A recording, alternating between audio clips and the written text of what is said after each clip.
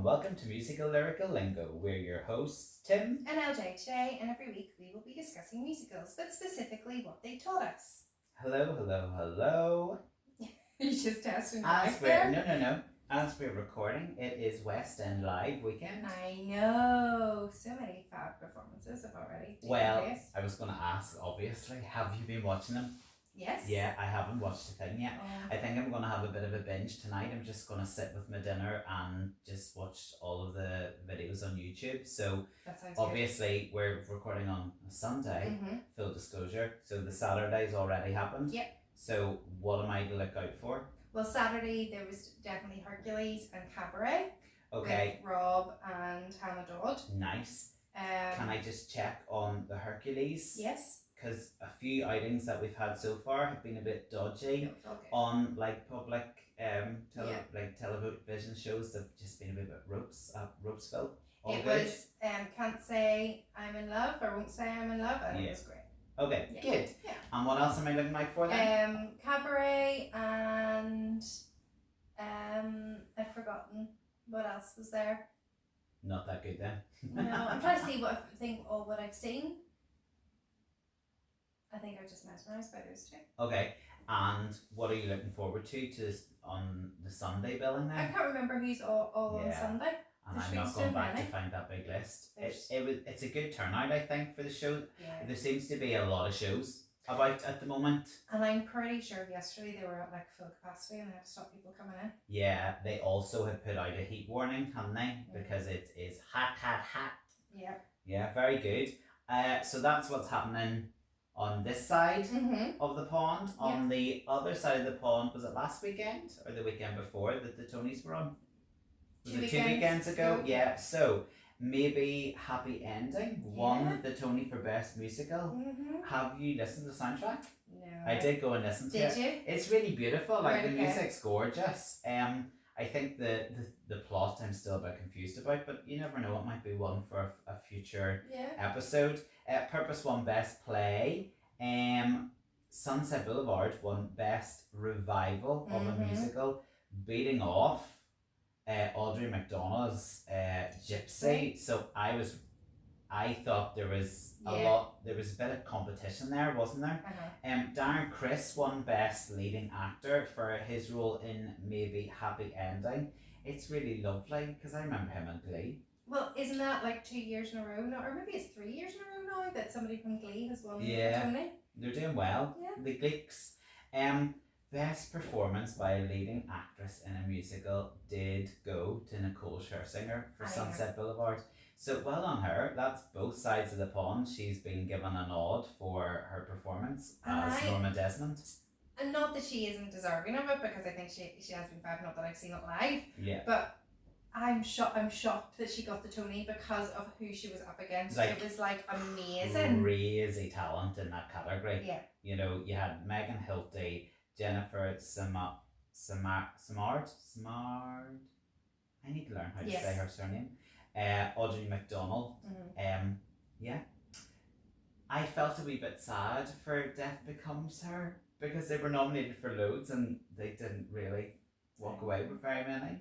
But I think it's just what that happens. I've seen this throughout this podcast. Is sometimes who you're up against, it's just a really tough year, and it's not. If it had been another year where there maybe wasn't as many outstanding musicals, you probably would have won. And listen, Wicked didn't win the Tony, and Wicked's still around. Like so we've had, that's a really good idea for an episode. We should do an episode on those musicals that didn't get the Tony. Yeah, that'd be quite cool to look into. Like the biggest shocks. Yeah.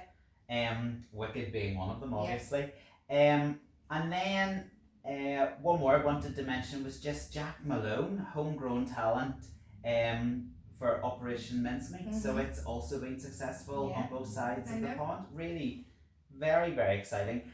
And I don't know what happened this year. It's almost like the podcast has done its job again. Do you remember we were talking about how annoying it is that now you can't seem to be able to see any like clips? Yep.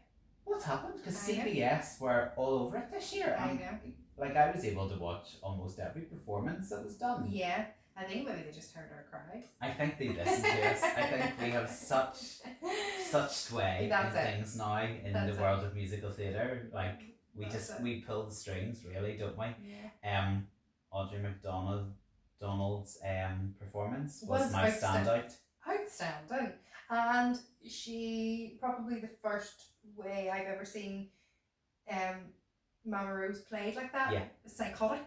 Yeah, and just her performance was so unique to any of the others. Do you know what I mean? And like, let's be honest, Mama Rose has been done many times by many actresses at the top of their game. So yeah, it was quite exciting to be able to actually see that performance this time. That's great.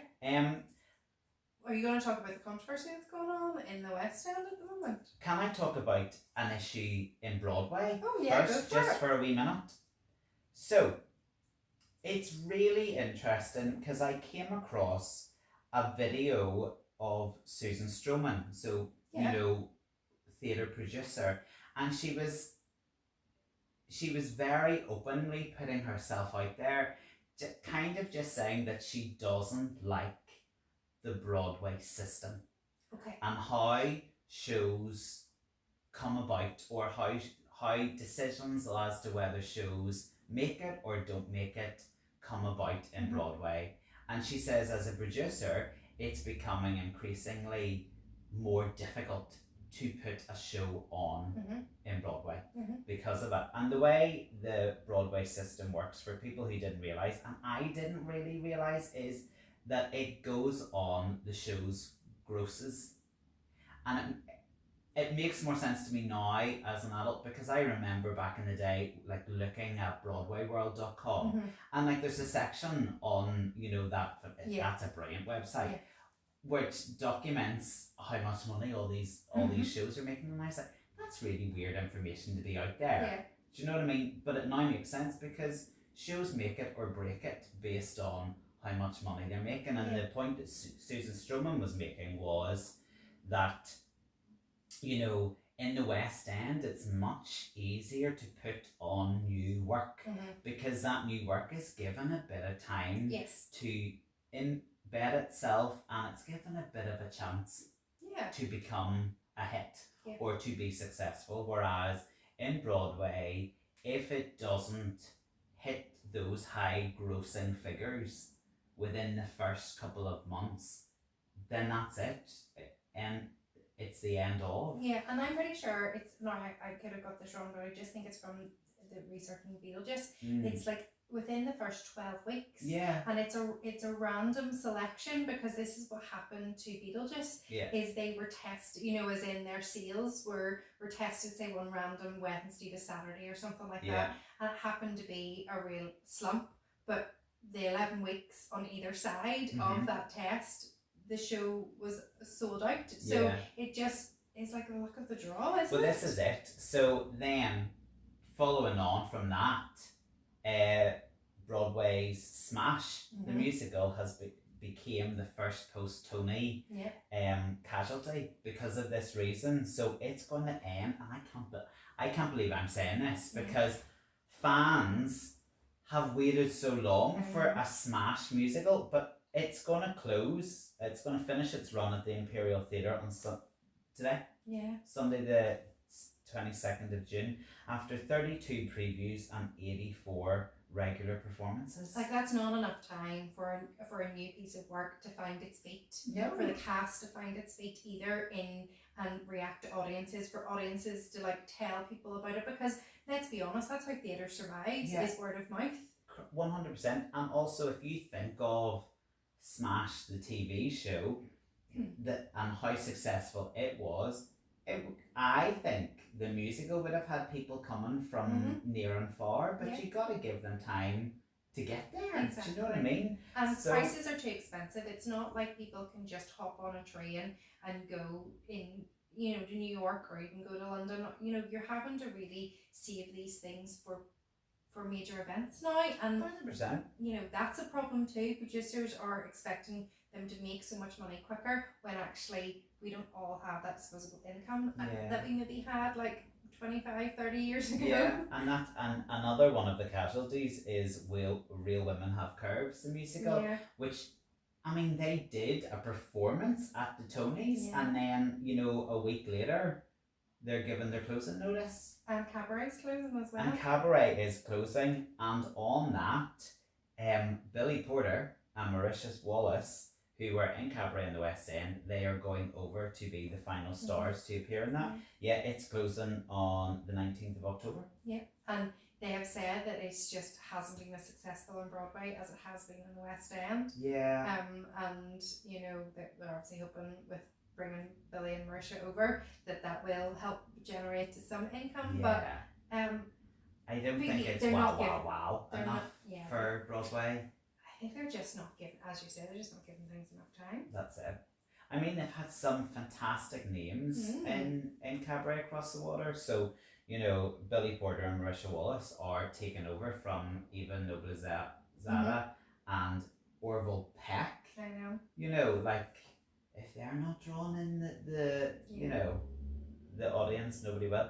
Yeah, so I thought it was quite interesting to have come across that chat, and she was so brave. Like, as a producer, she was really brave to kind of say it's not a great system. They need to look at it.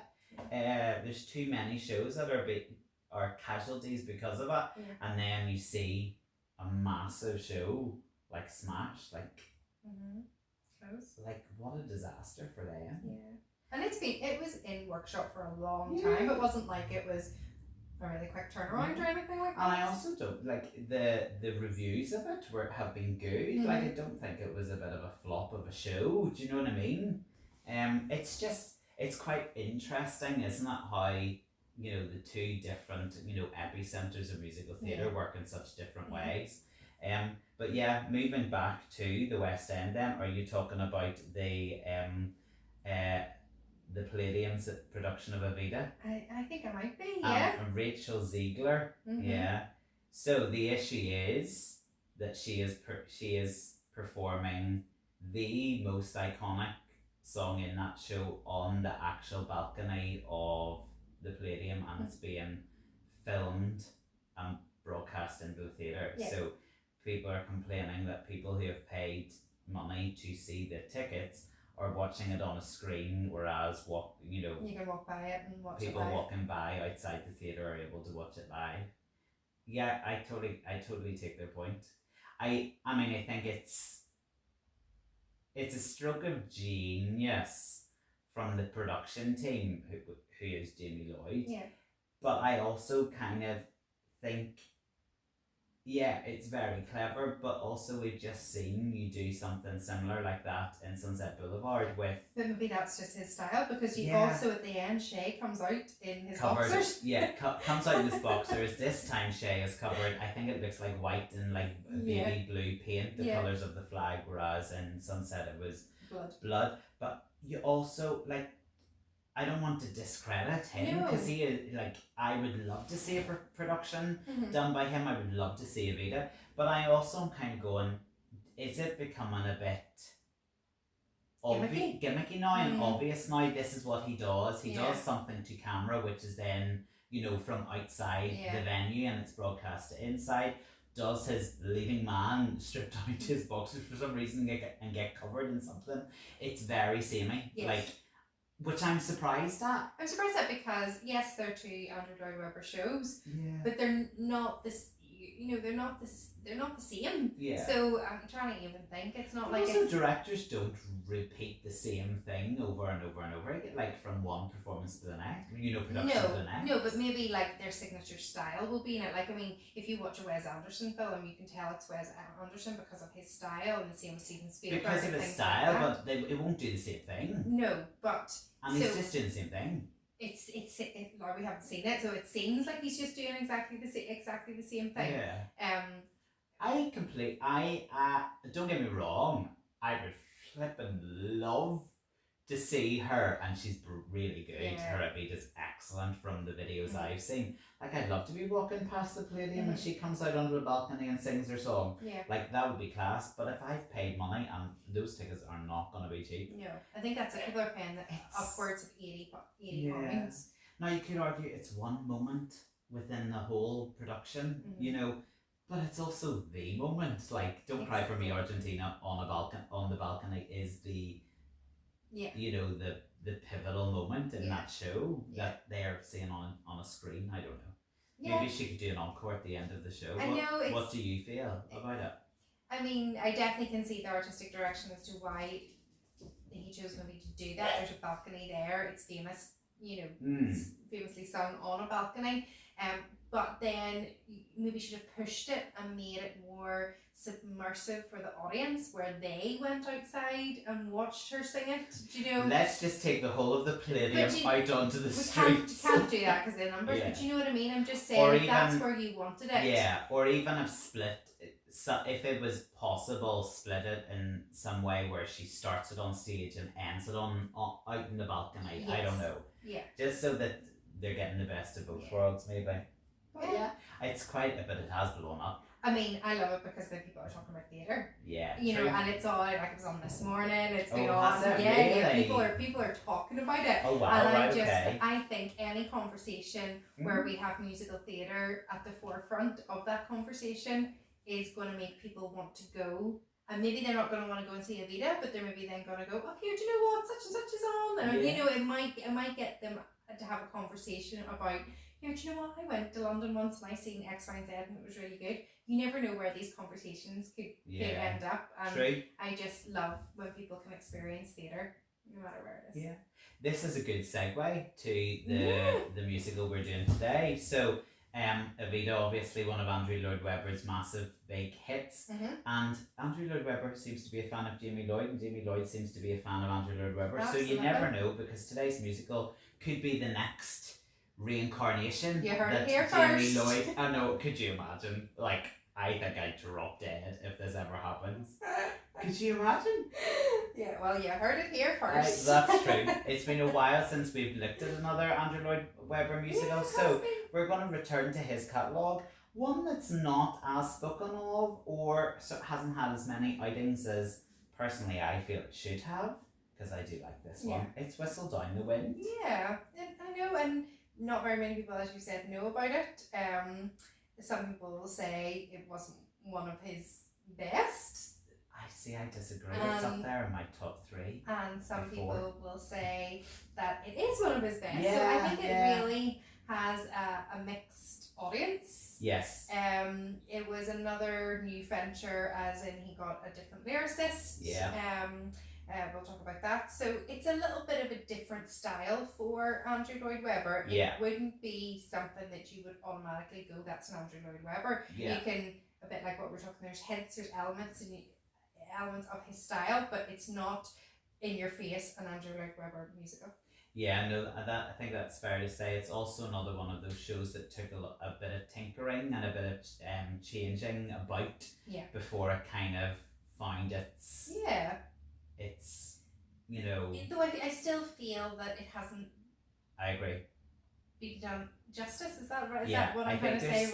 There's still something that needs to be done to it to make it. Maybe Jamie Lloyd for does us, you know, I think you're right. I think it still is missing something. Yes. Yeah. Or that might be the difficulty as to why it's not being done. Could be. As much. But yeah, Whistle Down the Wind is based on the novel by Mary Haley Bell and the film by Richard Attenborough, and it was directed by Brian Forbes. Andrew Lloyd Webber and Jim Steinman, together with Patricia Knopp and Gail Edwards, who also are the co-book writers with Andrew Lloyd Webber, have taken the original story and reset it in Louisiana in 1959. Yeah, so Jim Steinman, it might be a popular name because he wrote for the likes of Bonnie Tyler and Meatloaf. And I would definitely say, if you're a fan of Meatloaf, particularly Battered of Hell, then this music will feel very similar. The music in this musical. It's quite rocky, isn't it? Yeah. It did premiere in the National Theatre. I love that theatre. In 1996. Did you know I performed in that theatre as well? You might have mentioned it on the pod a couple of times, but at that point it was something that we constantly see over and over again with Andrew Lloyd Webber. It was a concept album. So in 1998. It was then, as you said, revised, and this revised version ended up in the West End in 1998. It had a UK tour in 2001, a West End revival in 2006, there was a US tour in 2007, and a UK tour in 2010. Now, I do think that there was another UK tour in 2002, and we'll talk about that later on. Not quite now. Okay. We'll talk about that later. Yeah, so it was when it opened in Washington DC in 1996. It drew mostly negative reviews. Yeah. And the Broadway opening that had been scheduled for 1997 was subsequently cancelled. Yeah. And then brought it to London basically and opened it in London. No, good old Harold Prince directed it. Yeah, no, that's it. So it wasn't that there wasn't some great creative people behind it. I just don't know, maybe, I think this is where maybe people don't love it because does need to be a wee bit of, I don't know, something, it's just more work. It feels like a wee bit of Play-Doh, it just needs, or, a bread just before it's ready for the oven. It just needs a wee bit more work. The reworking for London certainly was a much darker production than the one in Washington. And that was revised and directed by Gail Edwards, who had previously worked with Andrew Lloyd Webber on the updated production of Jesus Christ Superstar. Yes. Then in 2001, the late Bill Kenwright, that's it. He produced and directed his own production of Whistle Down the Wind for the UK tour, and he was granted a considerable amount of creative freedom. Which is really interesting. Yeah, I think, well, it sounds like Andrew Lloyd Webber knew they still haven't got it right. Yeah. Maybe. So, that freedom was authorised by him, to make significant changes to the dramatic structure. Yeah. And if you're changing the dramatic structure of the musical, it's quite significant amount of changes that must have been made.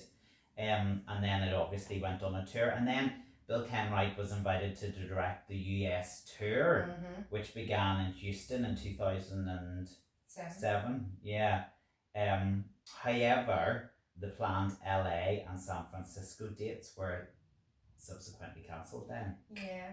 Maybe it's just not an American musical. Maybe that's it. Maybe that's it. Because when Bill Kenwright, and we know that the late great Bill Kenwright did have some amazing creative insight into musicals, but he ended up replacing a section with a new number, which is called The Gang, but he actually got lyricist Don Black in. Okay, which again was a slightly completely different feel to Jim Steinman, sort of, his signature. It is interesting though, isn't it, when you start to invite more and more creatives in, during that process of changing things, because then I think even the feel of it or the flow of it can become affected. Do you know what I mean? Yeah. So what is it about? It's set in America's Deep South in the late 50s, and the musical revolves around a teenager Swallow. First of all, I love the names in this, Swallow and Spider, and they're really cute. And Swallow is struggling to come to terms with the death of her mother, when she discovers a mysterious stranger whom she believes to be Jesus hiding out in her barn. In a town where a miracle is long overdue, the children fight to protect him from the adult world, determined to find an escaped convict hiding in their midst. Andrew Lloyd Webber's score combined hauntingly beautiful love songs and then the explosive rock music with lyrics by the acclaimed rock and roll songwriter Jim Steinman. I do like it. I like it too. The mixture of it all. It's definitely a kid's show. Yes. It's definitely a kid's show. And one critic, Terry Paddock, said when he was writing for What's on Stage, said there hasn't been such a showcase for West End prodigies since the curtains fell on Oliver. Okay. And And I think if you see this as a kids show, you could do it really well because the focus of, obviously they have a lot to do in it. But you know, say sometimes when musicals are put on and they have kids in it, like kids are seen as like an extra, rather than the main focus. But Oliver and Annie are always kids shows, so you always know that your stars are going to be the children. Well, maybe the problem with this is that they haven't really focused on the children enough, and they focused on the story with children. It's so interesting you say that, because when we get to our musical lyrical lingos, we might come back to that point of view of seeing it as a kids show, because obviously when we were introduced to it, we were kids. Now we weren't old enough to be in it. Was no, we Caitlin were in it? Old. Was Caitlin in it? Yeah. Yes, because Adam was. So my brother was in it, and your younger sister was in it, and I was I was so annoyed. I remember sitting in the theatre watching them, being really annoyed. Not that they weren't showing that I wasn't, but that they were in this show, because I think, as you say, it is a kids show, and the kids have a really pivotal role in it. And I remember being a slightly older kid feeling that, but we'll get on to it when we come to musical lyrical lingos. There it goes again though with the concept album. It was well with it, you know, it was in that realm of this is what he did. Andrew Lloyd Webber, you know. And then that worked for him for all those big ones like Evita and Jesus Christ Superstar and Joseph and all of that. So he released it, didn't he? Yeah, released it in 98. Prior, in advance of the show's West End premiere. Also, Peter Hapel, who wrote for the stage, he said it has everything for this is on the red, which I thought was interesting. It has everything: good tunes, strong story with a real sense of drama and a strong family appeal.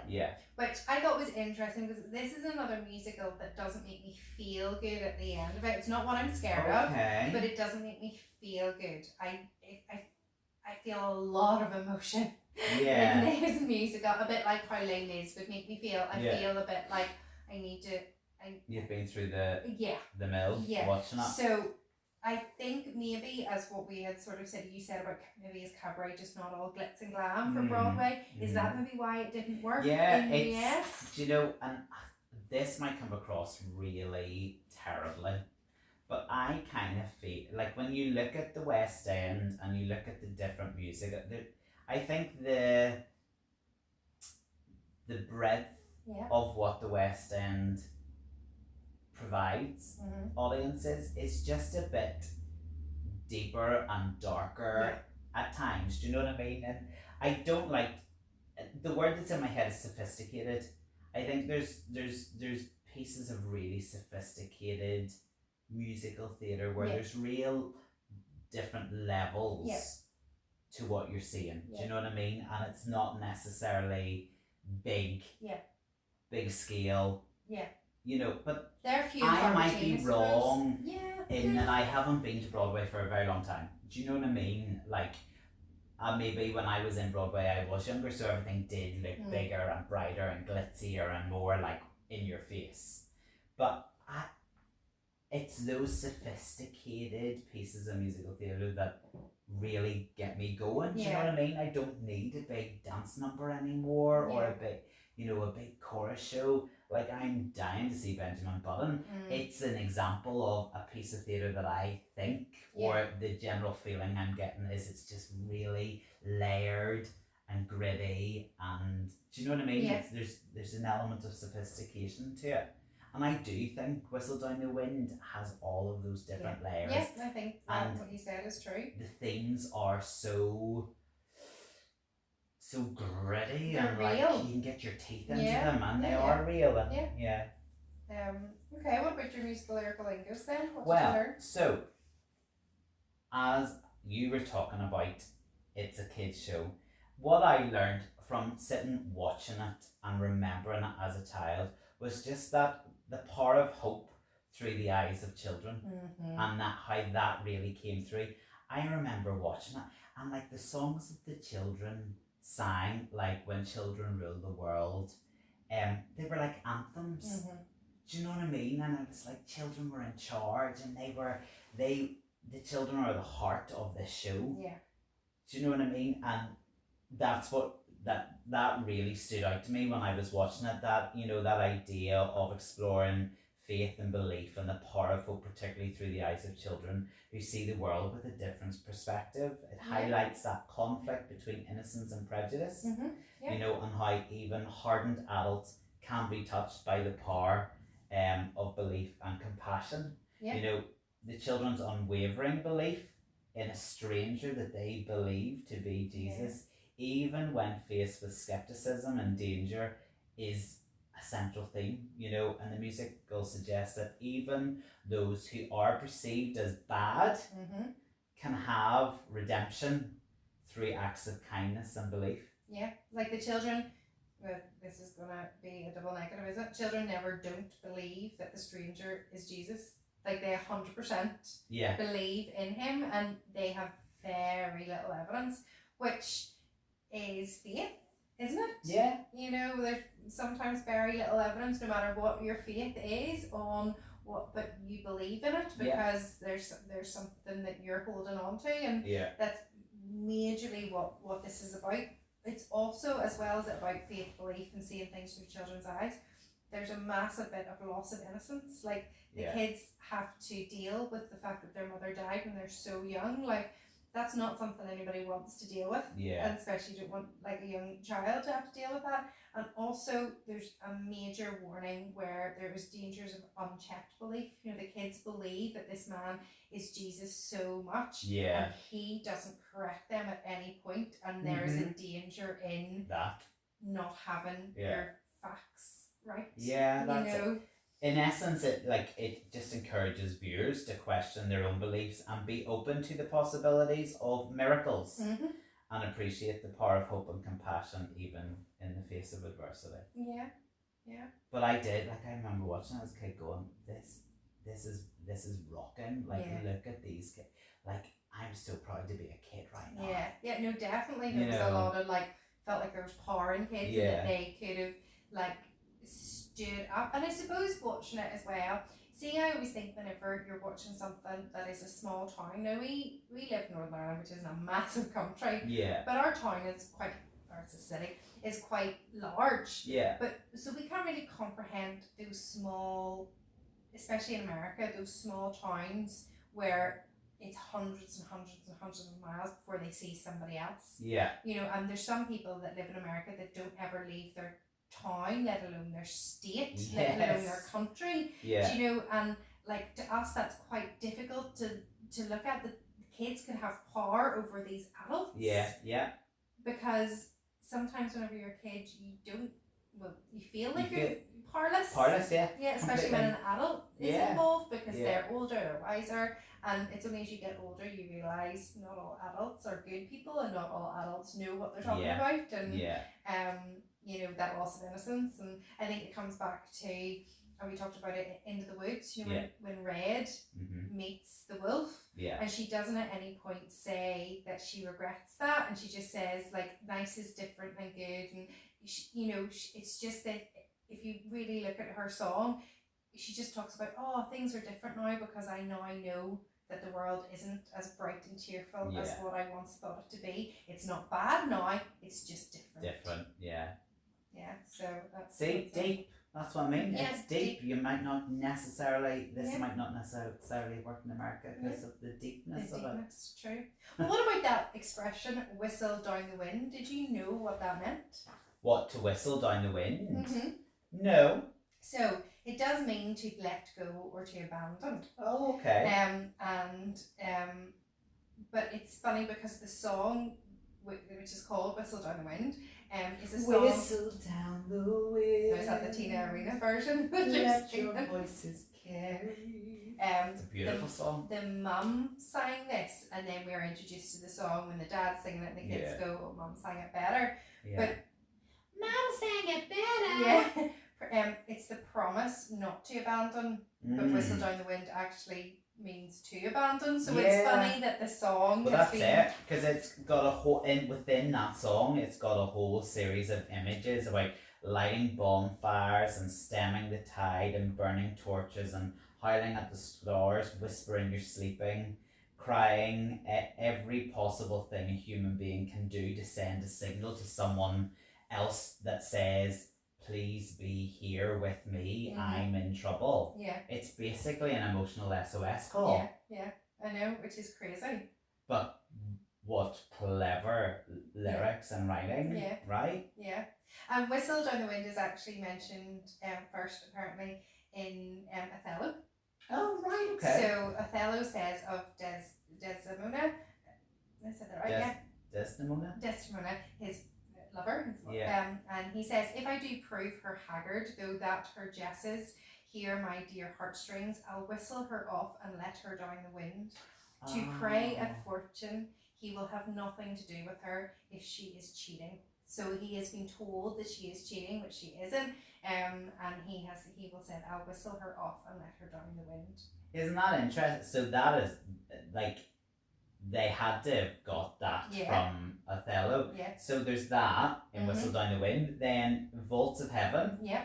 The lyric, the nights have been growing darker, even darker than before, is an allusion to the poem that appears in the 1963 novel The Chill by Ross MacDonald, a reading of which appeared in Pandora's Box in the 1989 album Original Sin.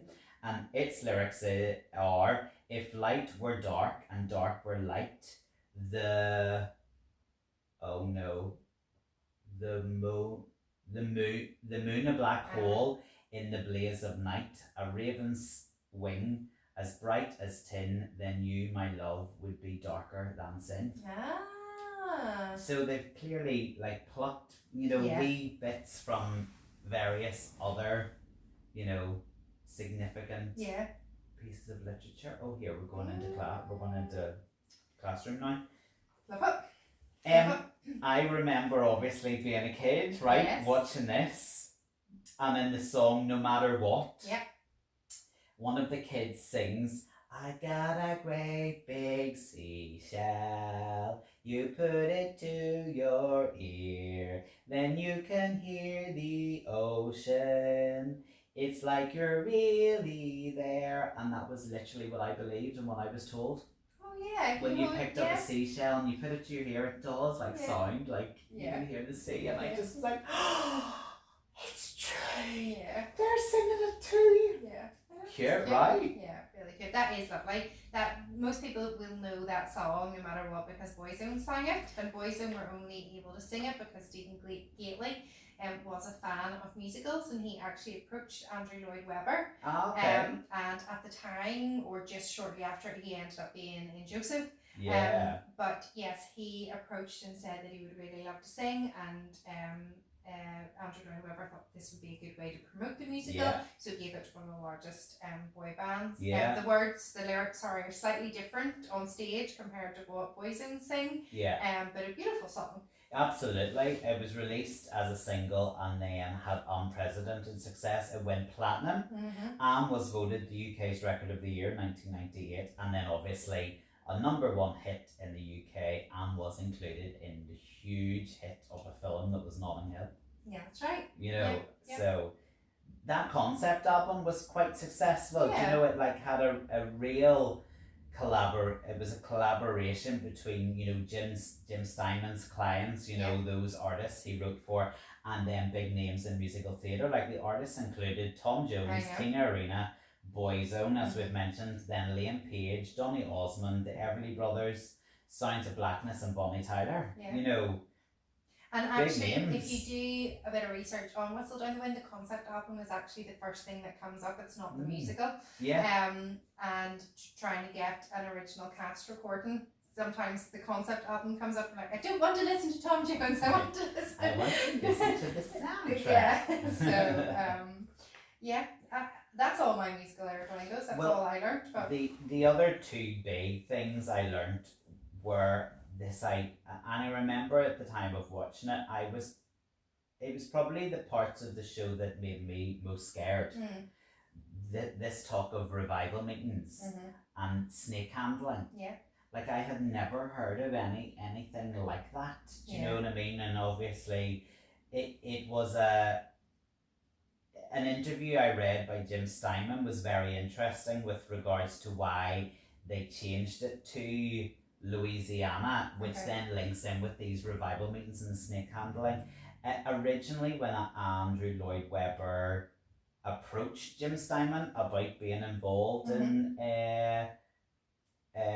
Whistle Down the Wind, he wasn't sure. He thought like Whistle Down the Wind was a great fable and a great sort of mythical little tale, but wasn't sure if it would make good music. So it was the only when Andrew Lloyd Webber then asked him, well, what do you think about setting it in America, that Jim Steinman immediately thought of the Deep South. And he wanted to set it in the Deep South to capture the same essence of Tennessee Williams and To Kill a Mockingbird, and to write a musical that wasn't for old people and their parents, but a musical that had mainstream appeal, right? So then Louisiana, why Louisiana? He needed a set, Jim Steinman felt he needed a setting that lends itself to eruptions of songs and a setting of heightened extremism. Louisiana is was an incredible treasure, he said. So musically, it was a wonderfully colourful place, Louisiana. Plus, in terms of the plot, it was great because Louisiana was really is in the Bible Belt in America, and you mentioned about these places that are really away from everywhere. You had mentioned that earlier, and I was like, oh, that links in with my musical lyrical lingo. So people every minute of their lives were obsessed with religion and the Bible in a way that isn't the same elsewhere, and it made sense to set it in a world where people would believe that Jesus Christ had returned, because every minute of their lives they're being told Jesus is coming back, you'd better prepare yourself to recognize him.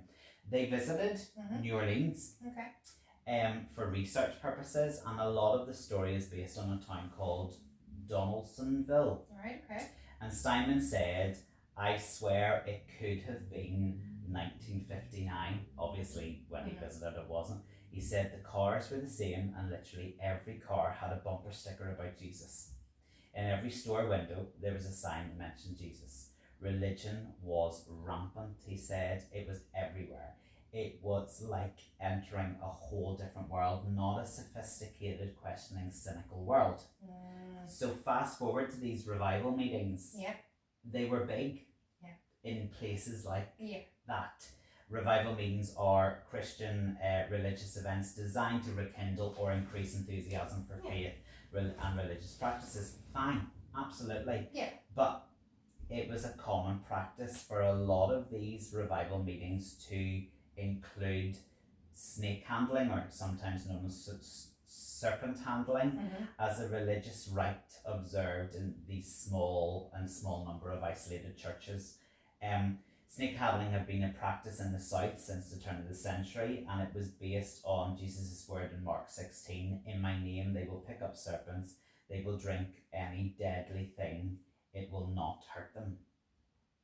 So these worship services usually included singing, praying, speaking in tongues, and preaching.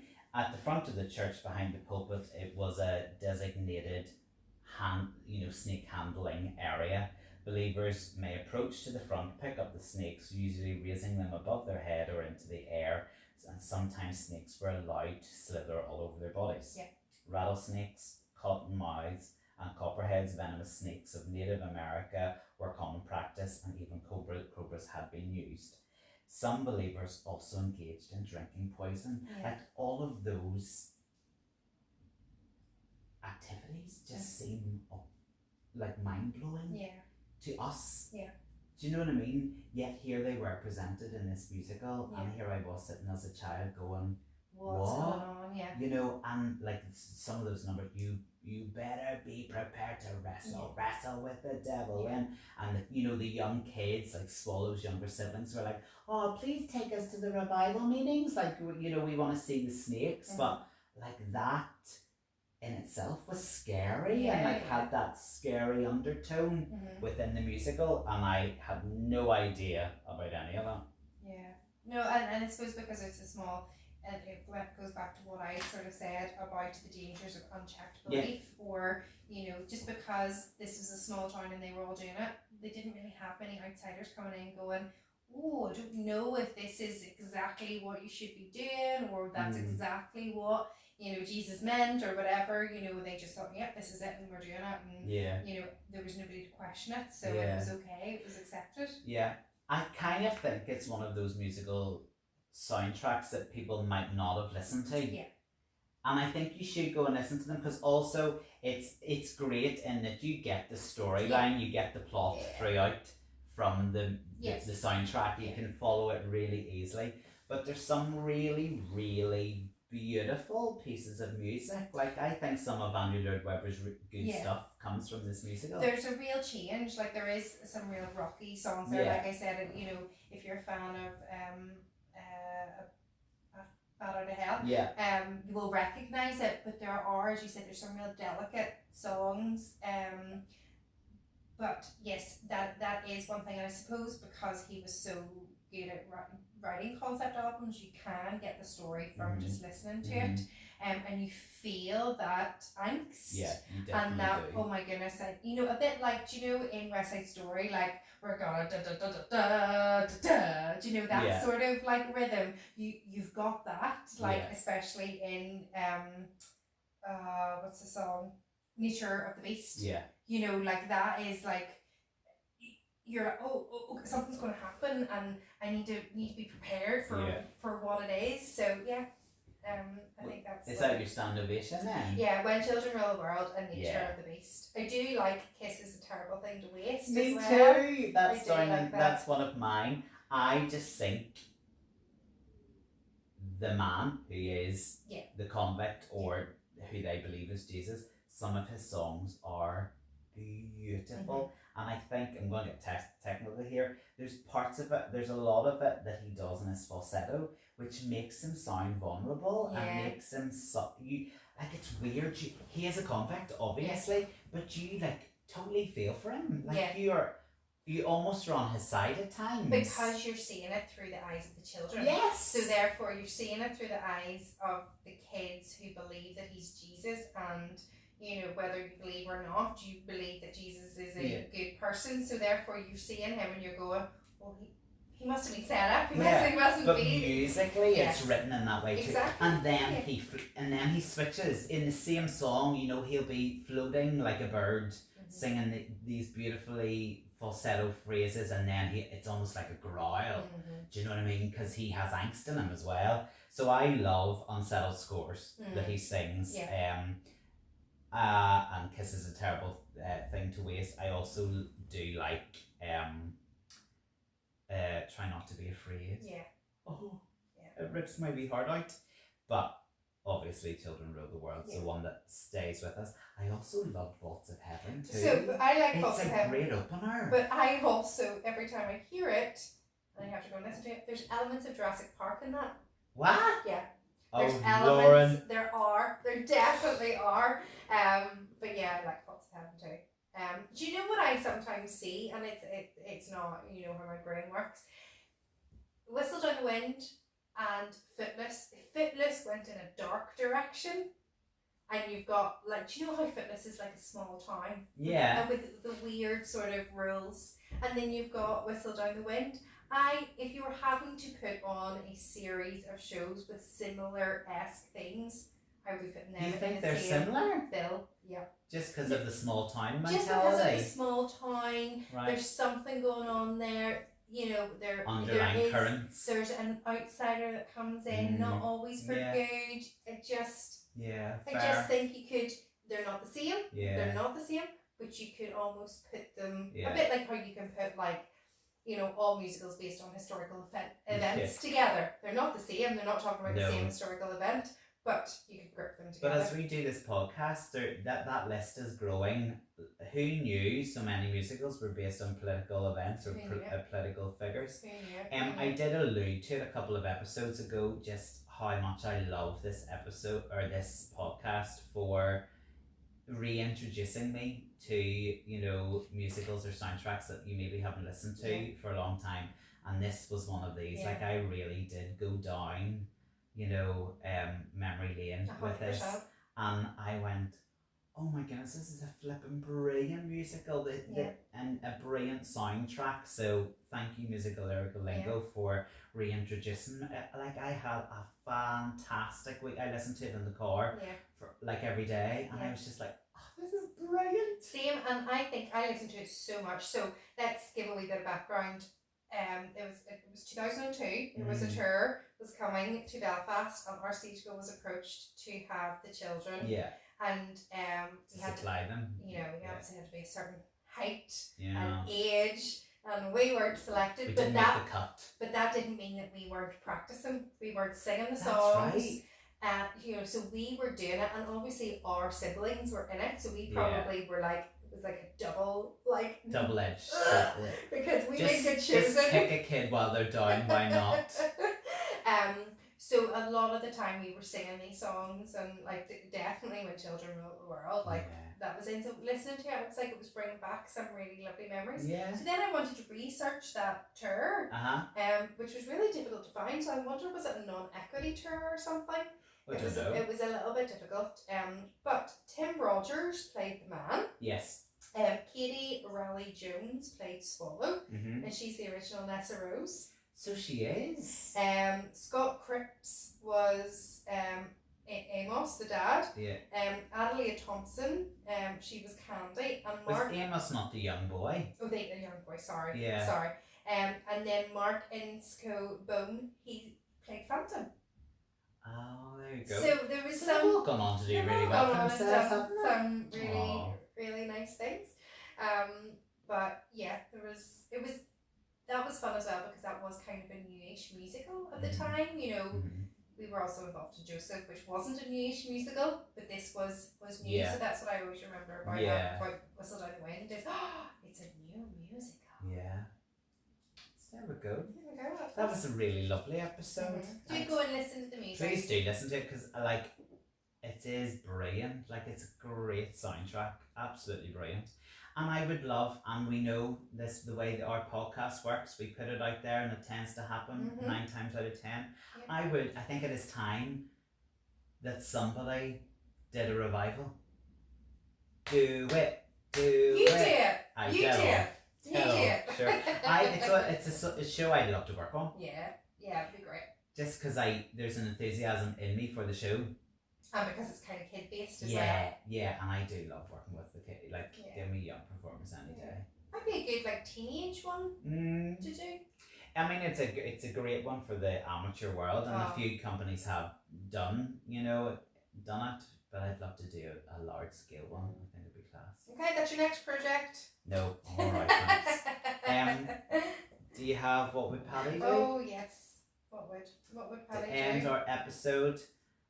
And then we can get prepared for the monster that is about to come our way. It's exciting. Okay, so would you rather, or Paddy, perform the lead role in your favourite musical? Okay. Or be in the ensemble of a musical you don't like? Oh, that's kind of an obvious one, isn't it? Like, do you know what? I'm just going to be in the ensemble of this really crap show. I think I'll give that a go. No, dear. I'm going to be the lead. So you're going to dust off my favourite musical. But the problem with that question is, I don't know what my favourite musical is. Well, I would just say Oklahoma. If you had to do one of the lead roles, you're going to go back to Will. But the role that I've done it 3 times. Like, I can't keep flogging that dead horse. Like, I've done it. There are people out there that would do it far better than me now, I'm sure. Well, I am award winning. Well, let's just not think that. Just perform a lead role in your favourite musical. So it might be a part that might not suit you, and you have to perform it. I'm still gonna be a lead role, Lauren. I'm not going in the ensemble, although you learn your best work in the ensemble. Yeah, 100% do. But I think I've done my years in the ensemble, so I'm ready to take the lead role. See, I knew the performance bug wasn't quite out of you. Oh no, it's completely diminished. Like, there's not a hope of me getting back on stage ever again. But these are hypothetical, aren't they? What's not hypothetical is what we're doing next week. What are we doing? I think we tell them because let's be honest, I would say there's a lot of our listeners that have waited a very long time for this moment. And we're not throwing away our shot. No, we're not. What are we doing? We are doing Hamilton. God, strap in. I'm having cold sweats thinking about it. We are going for it. Yeah, it's taken us 3 years. For a reason. It's a large musical. It's blooming massive. Right, I don't have time to talk anymore. I need to go and do a bit of research on this bad boy. Okay. Well, so you may come back now. I mean, if you don't come back next week, there's something wrong with you. Call yourself a musical theatre. And we're doing Hamilton. Yeah, join us then. Bye.